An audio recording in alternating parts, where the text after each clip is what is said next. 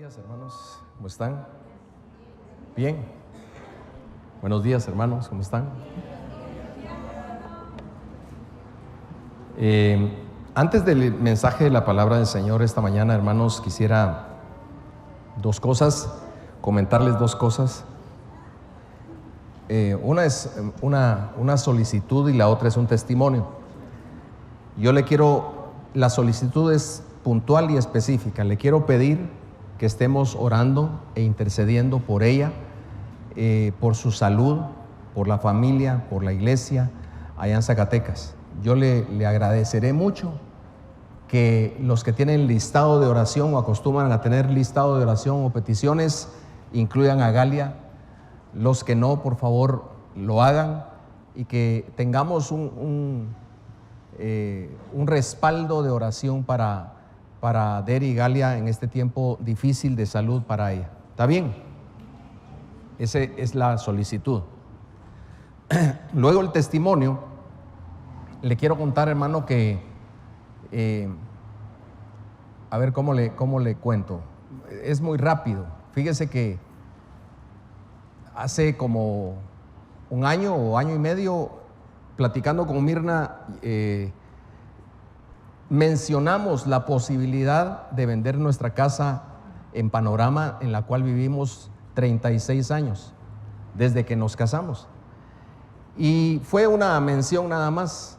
Luego, si ustedes se acuerdan, este año en julio viajamos, lo comentamos allá con nuestros hijos, con mi hermano, que también lo estuve visitando, y le habíamos dicho a una amiga que su trabajo es bienes raíces, que si tenía algún cliente, pues que nos lo mandara, y el precio era tanto. Entonces, para hacérselo corto, en términos de mes y medio, porque estábamos recordando anoche que fue a mediados de agosto, se presentó una persona interesada en la casa, y nosotros le habíamos orado al Señor que si de aquí a diciembre no se vendía a ese precio, pues nos olvidábamos de esa posibilidad.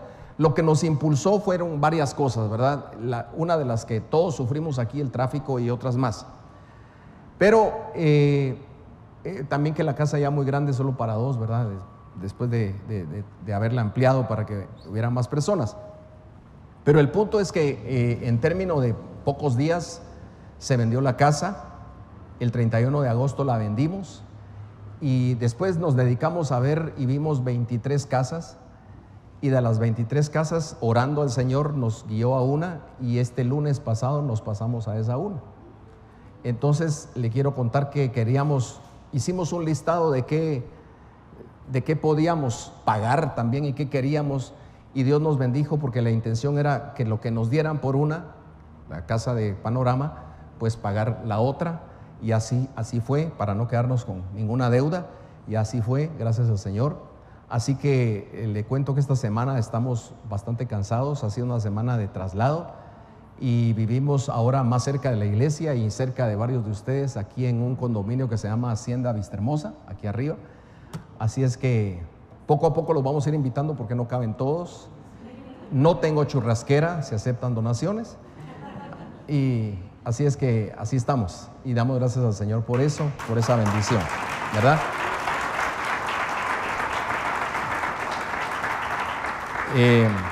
Pues la verdad que gracias al Señor. Fue un poquito de sentimientos encontrados, porque en la casa de Panorama llegamos solteros, no solteros, casados, pero recién casados. Ahí nacieron nuestros hijos, ahí se criaron, ahí crecieron, ahí vimos muchas cosas, viviendo ahí nació la iglesia, viviendo ahí el Señor nos llama al ministerio, y pues vivimos tantas cosas. Ahí salieron nuestros hijos también para casarse, y ahora salimos nosotros como entramos, ¿verdad? Solo que ahora no nos fuimos dos, sino nos llevamos a Johanna y a la Tofi, y ellos están con nosotros también, porque son parte de la familia. Así que damos gracias al Señor por eso. Ahora sí, le pido que abra su Biblia en Marcos capítulo 5, y vamos a leer vamos a leer toda la historia completa. Es una historia conocida, pero muy interesante, y el Señor me dio un enfoque específico esta mañana que quiero trasladarles. Marcos 5 del 1 al 20 es una historia relatada en continuidad y por eso no voy a detenerme a hacer ningún comentario, sino solo leerla. Póngale mucha atención. Marcos 5 del 1 al 20 dice así: llegaron al otro lado del lago, a la región de los Gerasenos, y en cuanto Jesús salió de la barca, se le acercó un hombre que tenía un espíritu impuro. Este hombre vivía entre los sepulcros y nadie lo podía sujetar, ni siquiera con cadenas. Muchas veces había sido sujetado con grilletes y cadenas, pero él rompía las cadenas y despedazaba los grilletes de manera que nadie podía dominarlo. Este hombre andaba de día y de noche por los montes y los sepulcros, gritando y lastimándose con las piedras. Pero al ver a Jesús de lejos, corrió para arrodillarse delante de él.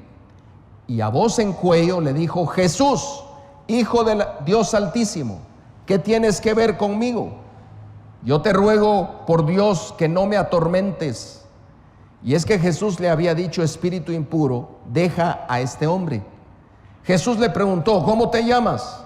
Y él respondió: me llamo Legión, porque somos muchos. Y el hombre le rogaba e insistía que no los mandara lejos de aquella región. Cerca del monte pacía un gran hato de cerdos, y todos los demonios le rogaron: envíanos a los cerdos, déjanos entrar en ellos. Jesús se lo permitió, y en cuanto los espíritus impuros salieron del hombre, entraron en los cerdos, que eran como 2000, y el hato se lanzó al lago por un despeñadero, y ahí se ahogaron. Los que cuidaban a los cerdos huyeron y fueron a contar todo esto a la ciudad y por los campos. La gente salió a ver qué era lo que había sucedido, y cuando llegaron a donde estaba Jesús y vieron que el que había estado atormentado por la legión de demonios estaba sentado, vestido y en su sano juicio, tuvieron miedo. Luego los que habían visto lo sucedido con el endemoniado y con los cerdos se lo contaron a los demás, y comenzaron a rogarle a Jesús que se fuera de sus contornos. Cuando Jesús abordó la barca, el que había estado endemoniado le rogó que lo dejara estar con él. Pero Jesús, en vez de permitírselo, le dijo: vete a tu casa con tu familia y cuéntales las grandes cosas que el Señor ha hecho contigo. Cuéntales cómo ha tenido misericordia de ti.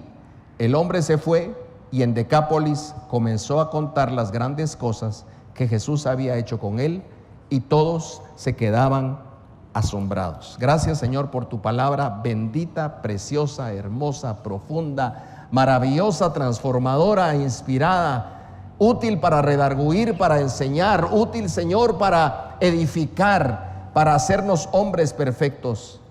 Gracias, Señor, por tu palabra, que hoy con gratitud, gozo, alegría, pero también con temor y temblor predicamos en tu nombre. Que tu Espíritu, Señor, nos lleve esta palabra y nos hable, nos ministre, nos confronte y nos haga hacer cambios en nuestra mente y corazón y en nuestras actitudes, acciones y decisiones, en el nombre de Jesús. Amén. Vemos aquí, hermanos, en este pasaje la total sumisión a la autoridad de Cristo de todo lo creado, incluyendo los demonios. Pero también vemos en este pasaje la devastación que Satanás y sus demonios hacen sobre las personas y sobre regiones, sobre áreas específicas, geográficas. Si usted estuvo el domingo pasado, recuerda que el domingo pasado el mensaje se llamaba vamos al otro lado, porque esa fue la instrucción de Jesús. Hoy el mensaje se llama en su sano juicio, porque así fue como quedó este hombre endemoniado.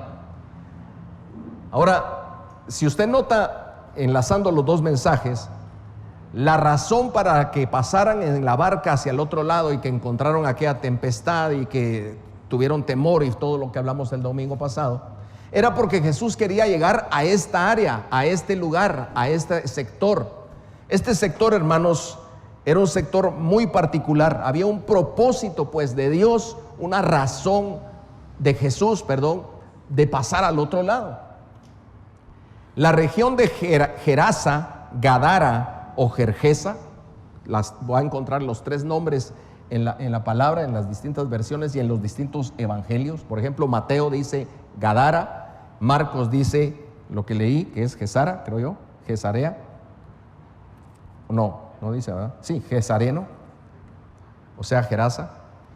Era una región, se la describo brevemente, pagana, bajo el poder del maligno, impura para los judíos, habitada por gentiles, no eran judíos los que habitaban ahí. Si usted nota, comercializaban o uno de sus mayores comercios era la crianza y venta de cerdos, comían carne de cerdo. El cerdo era animal inmundo para los judíos según la ley de Moisés. Habían muchos sepulcros también. Es un área que está al otro lado del lago de Galilea, en el cual hay peñascos, hay despeñaderos y hay también cuevas, y esas cuevas las usaban para sepulcros. Era un lugar entonces muy particular, un lugar parecido al que Jesús nos ha enviado a nosotros, porque Jesús dice en Mateo 5:13, ustedes son la sal de la tierra. Así dice Jesús, ¿verdad? Si quiere lo leamos Mateo 5:13.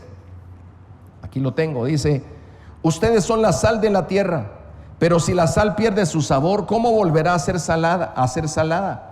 Ya no servirá para nada, sino para ser arrojada a la calle y pisoteada por la gente. La sal sirve para preservar. Y Jesús, mire, es interesante lo que Jesús nos enseña al pasar a ese lado, porque a veces nosotros como cristianos, como evangélicos, decimos, no, yo no voy a ese lugar porque me puedo contaminar, porque ahí son satánicos, diabólicos, porque ahí solo cosas del mundo hay. Pues ahí nos envió el Señor, hermanos, y para muestra él mismo fue a ese lugar. Él decidió enviar a sus discípulos y él mismo en la barca al otro lado para ir a un lugar infestado, a un lugar impío, a un lugar cundido y lleno de demonios y de cosas que no agradan a Dios, porque ahí nos envió el Señor. ¿Y sabe cómo nos envió? Para hacer sal, para preservar, para que las cosas no se corrompan más de lo que ya están y más bien se puedan preservar. ¿Está aquí conmigo? Jesús pasó ahí con sus discípulos con el propósito específico de encontrarse con este hombre. Ahora, veamos en los siguientes versos la devastación de los demonios sobre la vida de aquel hombre. Ya lo leímos.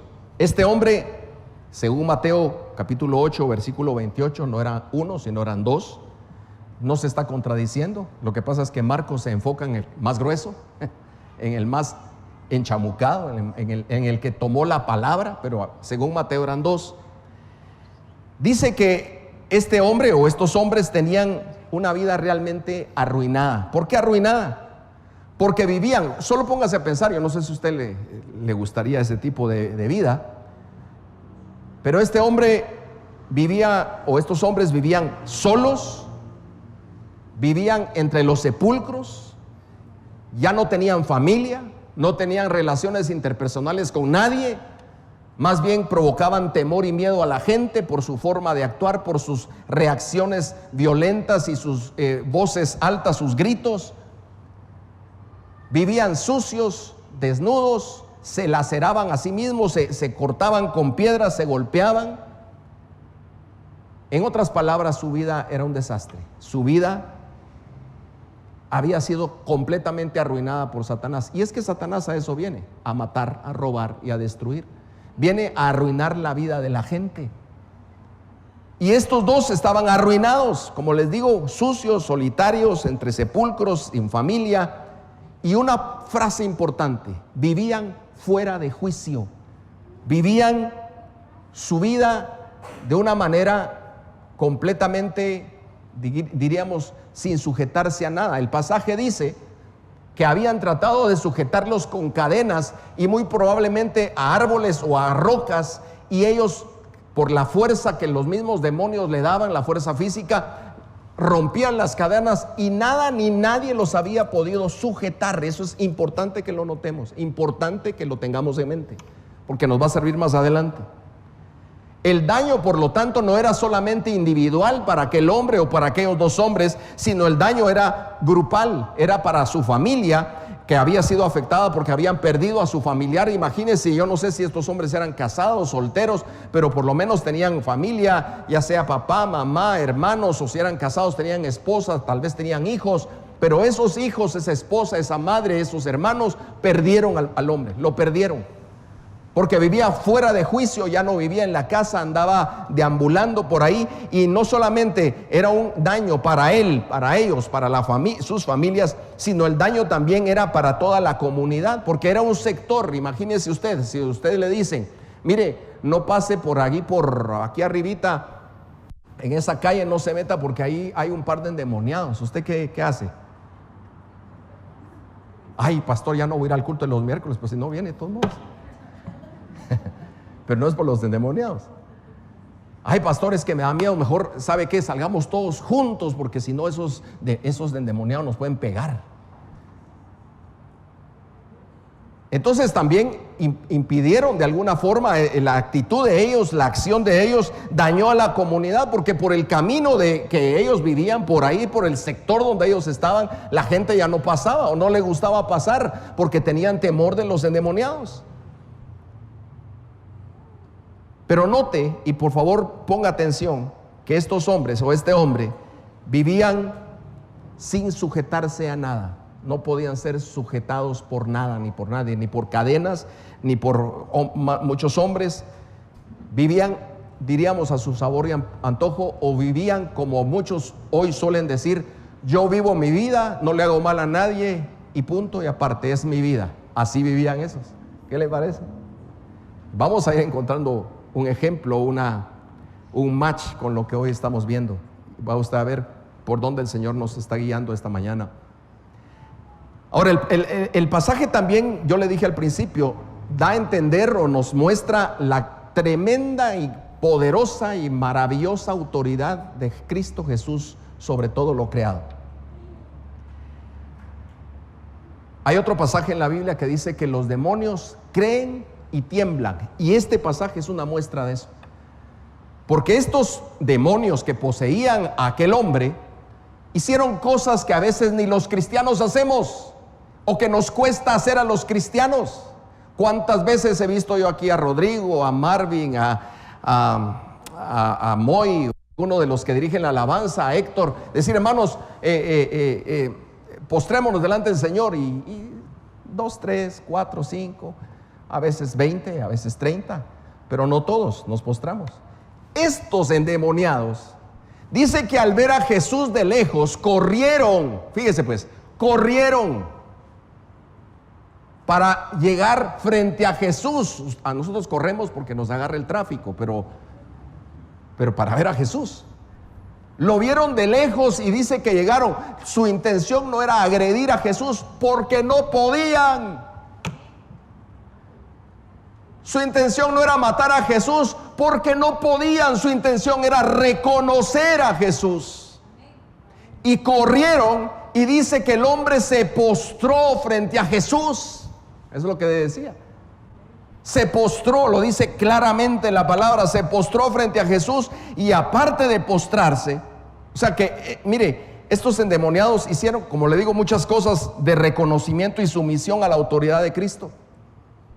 Se arrodillaron, se postraron, fue un acto de reconocimiento. Luego dice, reconocen a Jesús y confiesan con su boca la identidad de quien se están postrando. Mire, dice en Filipenses que toda rodilla se doblará y toda lengua confesará. De los que están en el cielo, esos son los ángeles, arcángeles, los serafines. De los que están en la tierra, levante la mano, ese es usted y yo. Y de los que están debajo de la tierra, esos eran los que estaban poseyendo a este hombre. Por eso, porque la Biblia dice que todos nos vamos y nos tenemos que arrodillar frente al Rey de Reyes y Señor de Señores. Esto se sabía en Filipenses 2, hermano. No solo se lo sabían, lo estaban practicando, y se postraron frente a Jesús y confesaron con su boca y le dijeron: ¿qué tienes con nosotros? Y esa frase es tan grande, tan tremenda, tan profunda. Lo que le está diciendo el demonio, los demonios a Jesús es: Tú eres la luz y nosotros las tinieblas. ¿Qué tiene que ver la luz con las tinieblas? ¿Por qué vienes? ¿Qué tenemos que ver el uno con el otro? No hay compatibilidad, no hay relación, no hay posibilidad de que nos podamos relacionar. Vienes a atormentarnos y le ruegan, fíjese, le ruegan que no los atormenten. Ahorita voy a llegar ahí. Pero antes de decirles eso a Jesús, le dicen: ¿qué tienes con nosotros? Y le dicen la identidad: Jesús, Hijo del Dios Altísimo. Jesús significa Jehová salva. Jesús no es un nombre de pila como Carlos, común y corriente. No, Jesús es Jehová salva. Entonces ellos están reconociendo la deidad de Jesús, que el que está ahí es el Verbo de Dios encarnado, es Dios mismo. Jesús, dan su nombre y luego dan su origen, dan su ADN, dan su identidad profunda: Hijo del Dios Altísimo. Hijo del Dios Altísimo eres el ADN de Dios, eres Dios. Entonces imagine aquel momento, postrado el endemoniado frente a Jesús, con su boca diciendo: ¿qué tienes con nosotros, Jesús, Hijo del Dios Altísimo? Y luego le dicen: mira, por favor, vienes a atormentarnos. Por Dios, no nos atormentes. En Mateo 8:29 dice, agrega la frase: antes de tiempo. Porque ellos sabían también lo que dice la palabra en Primera de Pedro, que el Hijo del Hombre ha venido a destruir toda la obra del enemigo, toda la obra de Satanás. También lo sabían. Y nosotros, hermanos, a veces pareciera que no lo sabemos. Nos asustamos todavía. En el ejemplo que le puse, si dijeran: ahí, mire, ahí en la esquina, ahí hay 2 endemoniados, que vaya el pastor, nosotros nos quedamos orando por él. No, hermano, yo no puedo ir, estoy predicando, vaya usted. Nos asustamos, nos asusta con el sombrero, con el petate del muerto. Los demonios se doblegan frente a Jesús, hermano. Reconocen su autoridad.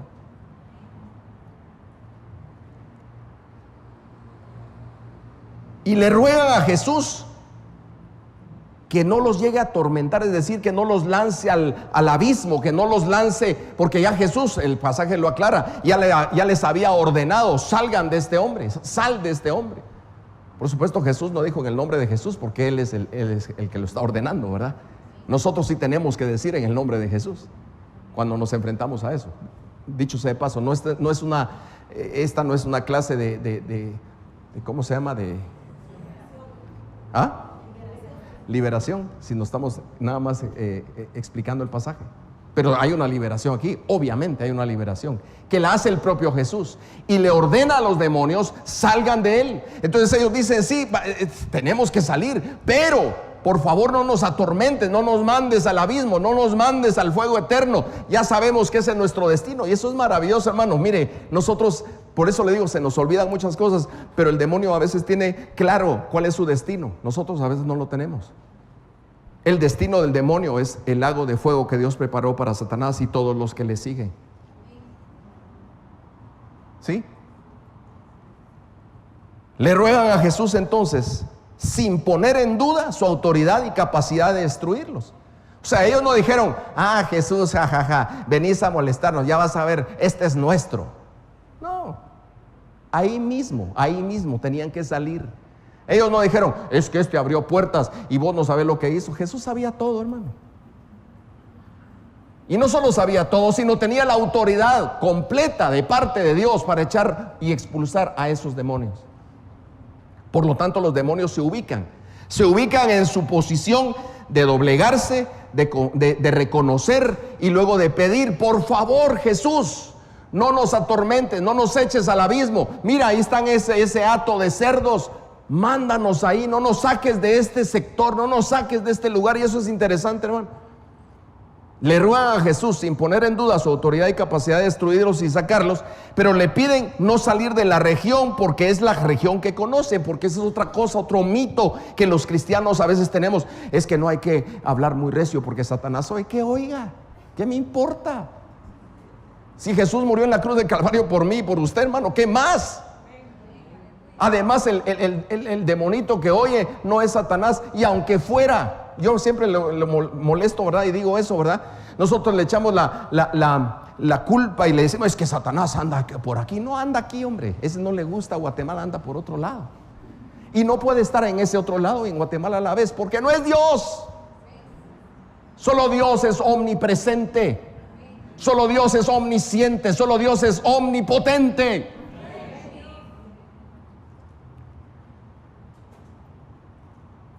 Entonces estos demonios le ruegan a Jesús. Eso también me llama mucho la atención. No le ordenan, como a veces algunos cristianos oramos, Señor, a la cuenta de 3 tú sanas a este hombre. Perdóneme, nosotros no somos quien para ordenarle a Jesús nada. Los demonios tampoco. Él hace lo que Él quiere sin pedir consejo de nadie, mucho menos el mío. ¿Me sigue? Pero le piden quedarse en esa región porque era la que conocían. Mire, pues esos no tienen pasaporte para... Usted saca pasaporte y compra un pasaje y mañana se va a la China, a Rusia, a Estados Unidos, a donde sea. Los demonios no pueden. Están asignados ahí. Aquí andan, por aquí andan unos, ¿va? Aquí no, por allá. Y Jesús, dice el pasaje, da su autorización para que entonces salgan y se vayan a meter entre los cerdos. No los arroja al abismo, sino se van a meter a los cerdos. Y lo que hacen es lo que ellos saben hacer. Solo eso saben hacer: destruir, matar.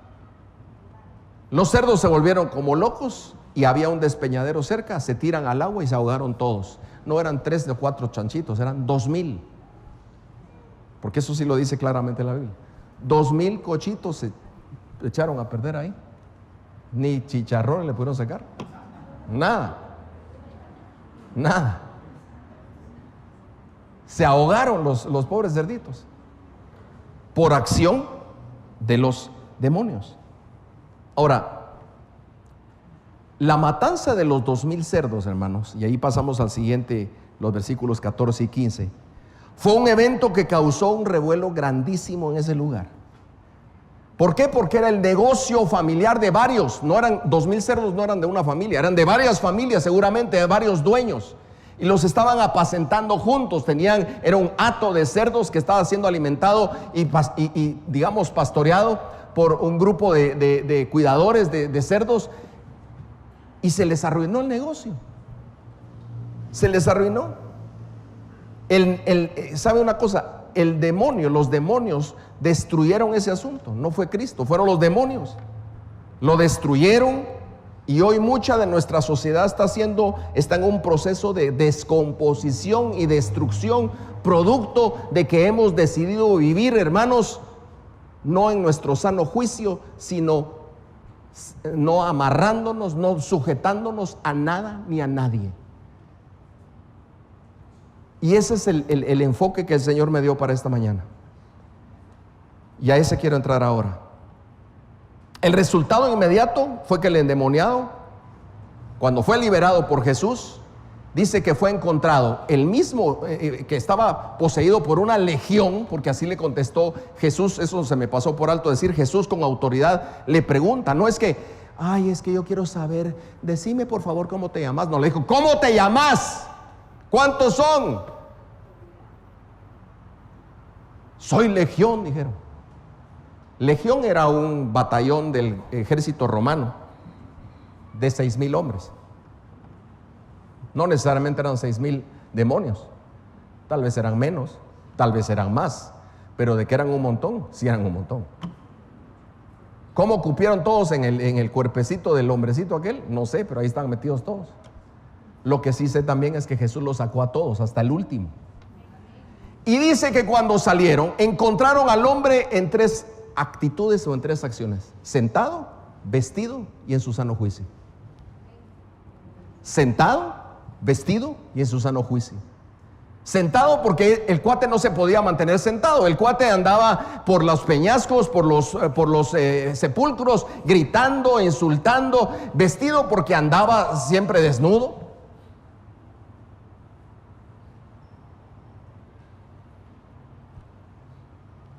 Pero lo que yo quiero que usted note y ponga su atención es en su sano juicio. Este hombre quedó en su sano juicio después de ser libertado por Jesús. Ahora, hoy, hermanos, nuestra sociedad no vive en su sano juicio. Cada vez menos hay sano juicio en lo que estamos viendo, hermanos, en lo que estamos viviendo. No con esto estoy diciendo, y lo quiero aclarar de entrada, no con esto estoy diciendo de que todos están endemoniados y que todos tienen una legión de demonios. No, no es así. Pero sí es así que cada vez menos nos sujetamos a autoridad y menos nos sujetamos a Dios, y entonces empezamos a vivir una vida no en nuestro sano juicio, sino en el juicio personal de cada uno, y cada cosa está deteriorándose, cada asunto social se está enfermando, cada área de relaciones interpersonales se está deteriorando a puntos de verdad preocupantes. Hoy nuestra sociedad entonces no vive en su sano juicio. Le voy a poner algunos ejemplos y creo que sí va a haber tiempo para el video, Juan, en un momento. Quiero que vea un video también respecto a esto. Pero yo le quiero poner antes del video unos ejemplos. Primero, hoy en nuestra sociedad, hermanos, hay niños siendo adoptados por dos padres varones o por dos madres mujeres. Y todo esto que voy a decir, yo solo le pido que usted lo compare con si eso es sano juicio o no es sano juicio. Hay niños siendo asesinados en el vientre de su madre por su propia madre. Legal o ilegal, eso no importa, pero están siendo asesinados. Bueno, sí importa, pero están siendo asesinados igual. Hay hombres, biológicamente hombres, buscando ser mujeres, pero que a la vez tienen parejas que son mujeres queriendo ser hombres. O sea, pareciera ser que lo que estamos viendo en el pasaje en este endemoniado es ¿qué decirle? Es algo tan sencillo a la par de lo que estamos viendo hoy. Hay gente adoptando perros y con una gran indiferencia al desastre de los niños abandonados y huérfanos. Hoy le decimos valiente, aplaudimos a aquel que sale del closet y manifiesta su identidad sexual, y rechazamos al que no está de acuerdo con eso. Y se quiere legislar, y se ha legislado en varios lados. Hoy, hace pocos días, usted tal vez lo leyó, en un concurso de belleza femenino, una mujer fue rechazada por ser madre, y otro hombre transvesti le es permitido participar con admiración por su coraje. Cada vez más el matrimonio está siendo devaluado. Cada vez más la palabra divorcio y el pensamiento de separación está más entre nuestros jóvenes, entre nuestros matrimonios. La subvaloración del matrimonio es alarmante. El sistema educativo, hermanos, ese es el que yo les decía, ¿verdad? Y se disfraza progres. En la Biblia decía legión, ¿va? Ahora le decimos progres. El matrimonio, le decía, devaluado. Hace pocos días, hermano, aprueban la ley del Gender X en Nueva York. ¿Sabe usted qué es eso? Gender X. Es una ley aprobada en Nueva York, que cuando nace un niño, su género es X. O sea, es un aquí solo entierran XX, ¿va? Cuando no tienen DPI, nadie apareció, enterrémoslo como XX, dice. Pero ahora ya dice, por ley, el niño tiene derecho desde que nace a ser X. no es hombre y no es mujer, es X. Legislado en Nueva York, la gran manzana. Santo Dios. Los sistemas educativos quieren enseñarle a nuestros hijos y les están enseñando ya en varios países por ley cuestiones que no tienen que enseñarles y cuestiones que están fuera de la palabra de Dios. Los derechos humanos, entre comillas, cada vez nos deshumanizan más, distorsionando el orden de Dios. Se llama y admira y llama la atención y se admira al que se autodescribe como pensador libre, pero el que se sujeta a Dios o a cualquier autoridad es nefasto y se le rechaza. Eso estamos viviendo. Debemos ser tolerantes ante el pecado, debemos ser tolerantes ante toda la ola de pecado y suciedad que se cierne sobre la humanidad, hermanos. No digamos la iglesia, y la iglesia lamentablemente hemos caído en ese juego y hemos permitido y ya no levantamos la voz profética, hermanos. La voz profética que denuncia el pecado, la voz profética que denuncia la corrupción, la voz profética que habla de Cristo, hermanos. Yo hace años lo dije desde el púlpito y hoy lo vuelvo a recordar. Hace años en leyes de otros países, recuerdo particularmente en Inglaterra, ya no permiten mandar tarjetas de Navidad porque es ofensivo para los que son de otra creencia, de otra religión, que diga Christmas, el nacimiento de Cristo. Entonces ya no se prohíbe.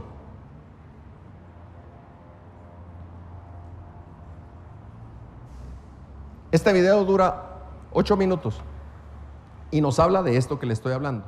Después del video concluimos.